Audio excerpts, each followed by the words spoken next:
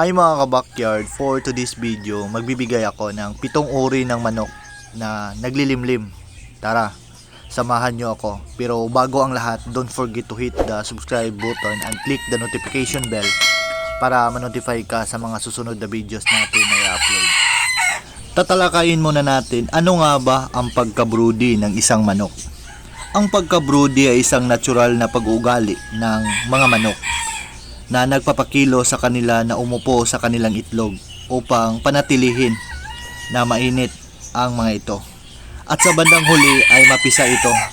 Sa madaling sabi, ito ay paraan ng paglilimlim.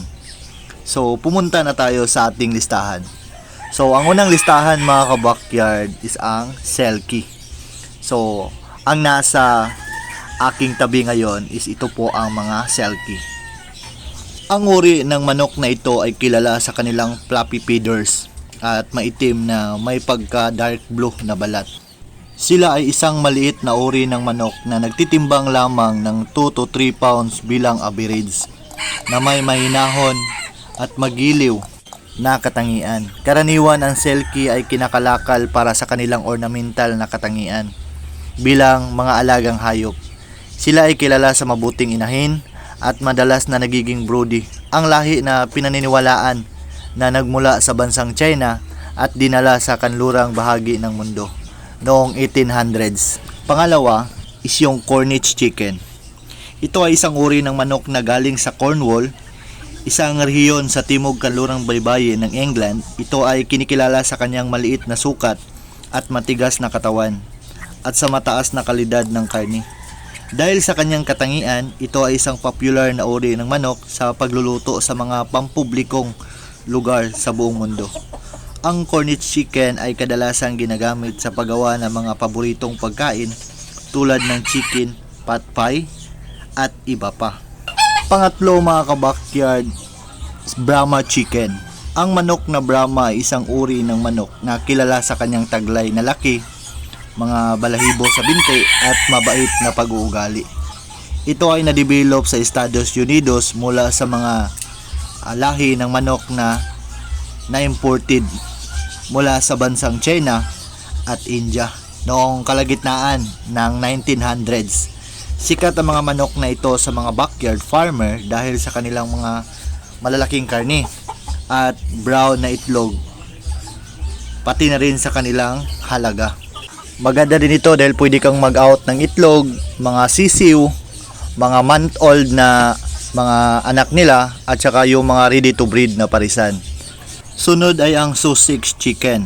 Ito ay uri ng manok na karaniwang ginagamit sa produksyon ng karne at itlog. Ito ay nagmula sa bansang England at naging popular sa buong mundo dahil sa kanilang magandang kulay at mahusay na produktibidad.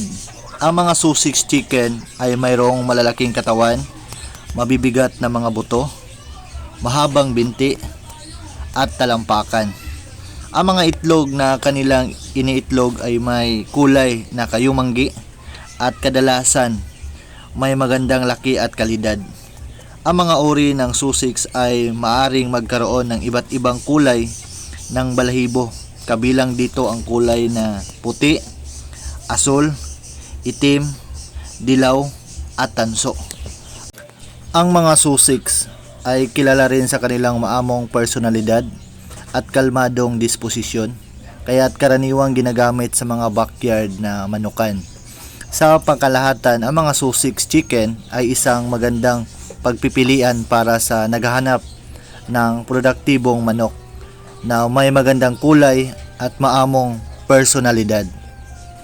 Sunod ay ang Orpington chicken. Ito ay isang uri ng manok na nagmula sa baryo ng Orpington sa United Kingdom noong huling bahagi ng 1800s.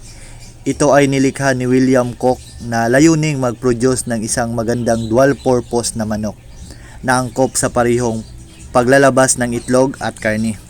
Ang Orpington ay malalaking manok na may mabibigat na katawan at fluffy feathers, mahinahon at magiliw na pag-uugali.